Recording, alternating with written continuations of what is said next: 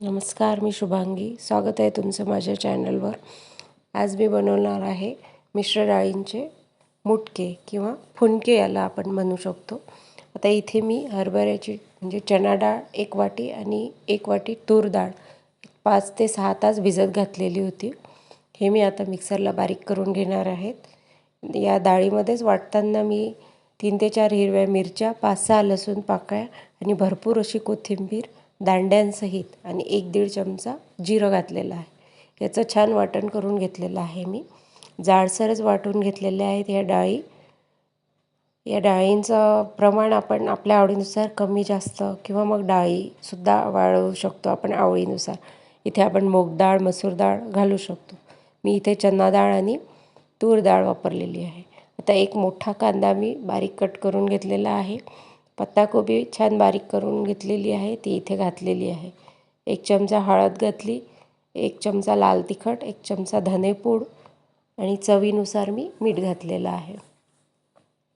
इथे आपण भाज्यांचं प्रमाण किंवा मग भाज्या आपल्याकडे ज्या अवेलेबल असतील त्या टाकू शकतो. जसे की किसलेला गाजर किंवा मग कांद्याची पात आपल्याकडे असेल तर आपण भाज्या इथे टाकू शकतो. मी इथे कांदाच वापरलेला आहे. भरपूर कांदा टाकायचा म्हणजे आपले मुटके छान पोकळ होतात, चिकट अजिबात होत नाहीत. आता हे छान मिश्रण मिक्स करून घ्यायचं आहे आपल्याला. लाल तिखट थोडं कमीच वापरलं कारण हिरव्या मिरच्या वाटताना टाकलेल्या होत्या. आवडीनुसार आपण जास्त तिखट खात असाल तर थोडं वाढवू शकतो. पण हे मिश्रण आता छान मिक्स करून घेऊ. आता याला आपल्याला हाताने मुटक्यांचा आकार द्यायचा आहे. मुठीनेच वळवायचं आहे याला, म्हणूनच याला मुटके म्हणतात. मुटक्यांचा छान आकार करून घ्यायचा आहे. चाळणीला मी इथे तेल लावून घेतलेलं आहे. मी चाळणीमध्येच याला वाफवून घेणार आहे. आता याच पद्धतीने बाकीचे मुटके मी बनवून घेते. याला आपण स्टीमरमध्ये सुद्धा स्टीम करू शकतो किंवा मग इडली कुकरमध्ये पण वाफवून घेऊ शकतो. मी इथे कुकरमध्ये थोडं पाणी घातलेलं आहे आणि चाळणी कुकरमध्ये ठेवते आहे. चाळणीला पाय असल्यामुळे ती पाण्याला टच होणार नाही.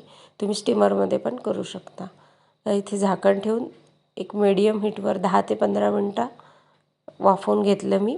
छान शिजलेले आहेत मुटके. मी चेक करून घेतले. थोडेसे 5-10 मिनटं थंड करून घेतले. आता याला मी तडका देणार आहे. हे तसेसुद्धा गरम गरम छान लागतात खायला वाफवलेले. किंवा मग कढीबरोबर खाणार असाल तर खूपच छान. गरम गरम कढीसोबत हे फुनके खायला छान लागतात.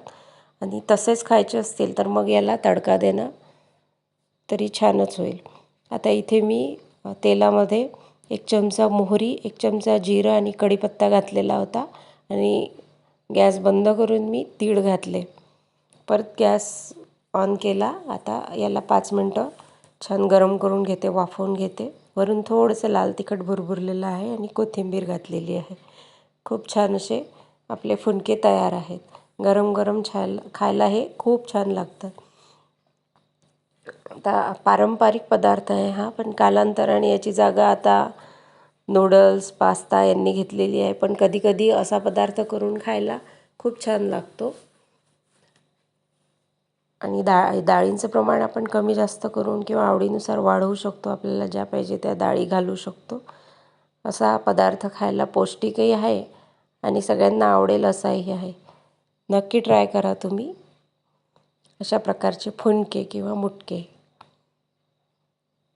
आणि तुम्हाला जर आवडलं असेल तर लाईक करा आणि माझ्या चॅनलला सबस्क्राईब करा आणि अशी रेसिपी नक्की ट्राय करा.